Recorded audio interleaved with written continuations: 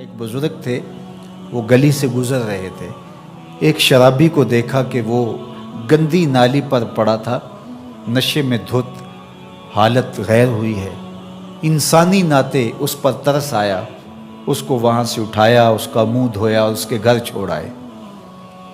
خیرات ہوئی۔ سحری کے وقت، تہجد کے وقت وہ مسجد میں گئے، وہ بزرگ جیسا ان کی عادت تھی، تو دیکھا کہ ان سے پہلے آج کوئی شخص تہجد کے مصلی پہ بیٹھا ہے اور نوافل ادا کر رہا ہے۔ بڑی حیرت ہوئی، دیکھا تو یہ وہی شخص تھا جس کو آج دوپہر کو گندی نالی سے اٹھا کر کے اس کا منہ دھو کر کے ان کے گھر چھوڑ کے آئے تھے۔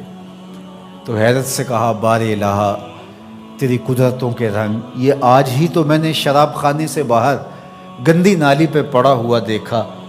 ہاتف سے آواز آئی، میرے بندے تو نے اس کا منہ دھو دیا تھا، میں نے اس کا دل دھو دیا۔ تو جب کوئی شخص اپنا منہ دھوتا ہے، اپنے ہاتھ دھوتا ہے، تو اللہ اس کے گناہ دھو ڈالتا ہے۔ تو یہ نصف الایمان ہے، یہ آدھا ایمان ہے۔ ہمارے دین نے ہمیں صفائی کا، ستھرائی کا، پاکیزگی کا، عفت کا، پاک دامنی کا حکم دیا ہے۔ اگر آپ مجھ سے پوچھیں کہ اسلام کا دوسرا نام کیا ہے، تو میں کہوں گا اسلام کا دوسرا نام دین طہارت ہے۔ علماء نے لکھا کہ ایک طہارت معنوی ہوتی ہے، ایک طہارت حسی ہوتی ہے۔ ہمارا دین متقاضی ہے اس بات کا کہ ہمارا دل شرک سے، کفر سے پاک ہو، ہمارا دماغ غرور سے، تکبر سے، اور ہمارا عمل ریا سے، ہمارا دل تصنع سے، بناوٹ سے، حقد، کینے اور بغض اور نفرتوں سے پاک ہو۔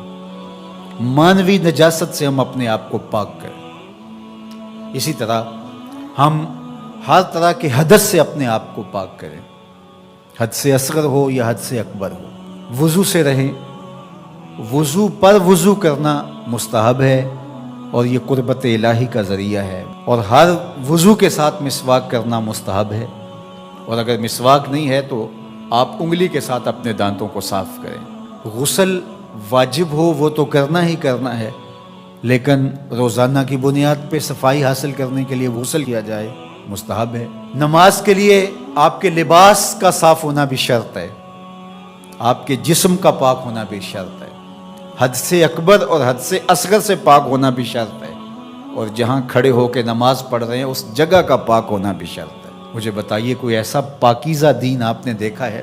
اس سے بڑھ کر کیا کہ جب تم اس دنیا سے رخصت ہونے لگے اور تمہارے بدن کو مٹی کے سپرد کرنے لگے، اور وہ بدن مٹی کھا جائے گی، لیکن کہا کہ اس کو بھی ذرا غسل دے کے بھیجو، اس کو چٹے لباس کا کفن دے کے بھیجو۔ یہ وہاں پیش ہو رہا ہے تو پاکیزہ بدن کے ساتھ۔ تو یہ ہمارا دین ہے جو ہمیں صفائی کا، ستھرائی کا حکم دیتا ہے۔ اپنے ماحول کو پاک رکھیں، ماحول کو ستھرا رکھیں۔ دنیا کے اوپر بسنے والی قومیں جب ترقی کی راہوں پہ گامزن ہوتی ہیں تو وہ ان چیزوں کا بہت خیال رکھتی ہیں۔ ہم جب ترقی کی راہوں پہ گامزن تھے تو اس وقت ہماری ستھرائی کی، ہماری پاکیزگی کی، ہماری عفت کی مثالیں دی جاتی تھیں۔ جب پیرس کی گلیوں میں کیچڑ تھا، بغداد عروس البلاد کہلاتا ہے۔ آج مسلم دنیا کے شہروں کی کہانی دیکھ لیجئے، کہا جاتا ہے فلاں ایشیا کا گندہ ترین شہر ہے، فلاں دنیا کا گندہ ترین شہر ہے۔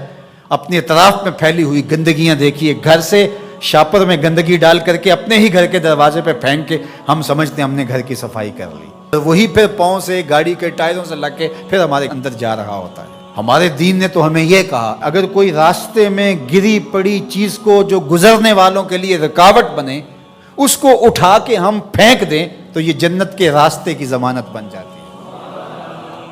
اور ہم نے 8 فٹ کی گلی میں 3 فٹ کی تھڑی پکی ڈال دی، ہم نے جنریٹر باہر لگا دیا، ہم نے گھر کی موٹر باہر لگا دی۔ اگر ہمارے گھر کے پاس کوئی خالی پلاٹ موجود ہے تو وہ گندگی کا ڈھیر بن گیا ہے۔ گھروں کے اندر ہزاروں اخراجات ہیں لوگوں کے، 20، 25، 30 ہزار روپیہ ماہانہ خرچہ تو عام گھر کا ہے، لیکن جو عمرا ہیں 2-2، 4-4 لاکھ روپے ان کا ماہانہ خرچہ ہے۔